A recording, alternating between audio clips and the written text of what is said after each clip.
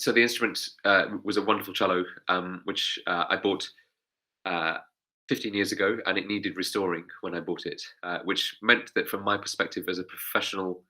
performing musician, we don't have big salaries or incomes, and affording high quality instruments is really hard. Plus, for instance, the challenge of affording an instrument and a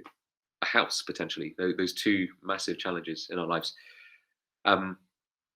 So I found this cello, which was a wonderful cello, but it needed some restoration work to be able to bring it back into playing order. So that meant that it was possible for me to be able to afford it, and that's the great thing. Instruments can be huge investments. They can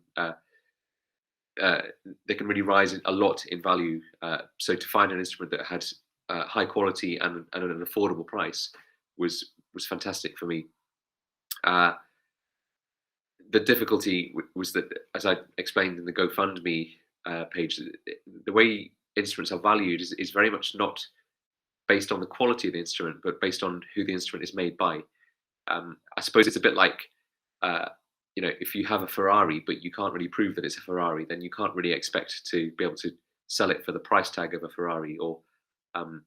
you wouldn't, if you were buying a car that might be a Ferrari, you wouldn't want to buy it for the full price of a Ferrari, just in case it's not a Ferrari. So that's a situation, and I could never prove with my instrument that it was absolutely by a particular maker, because that requires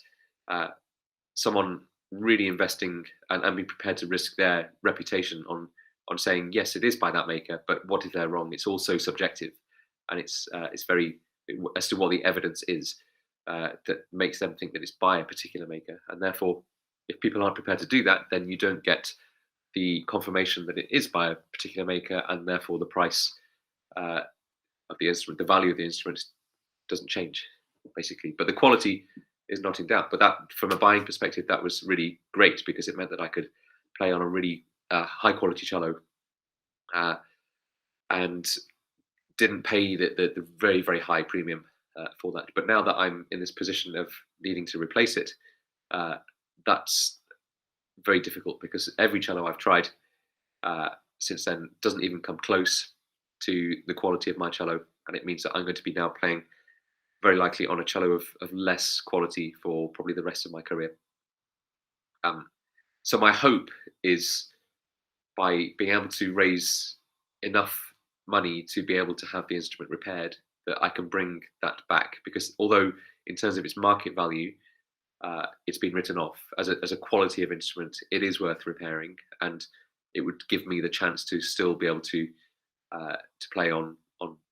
that wonderful cello, because it feels like it's my sound and my cello, and probably still the best chance I have of playing on a really high quality instrument.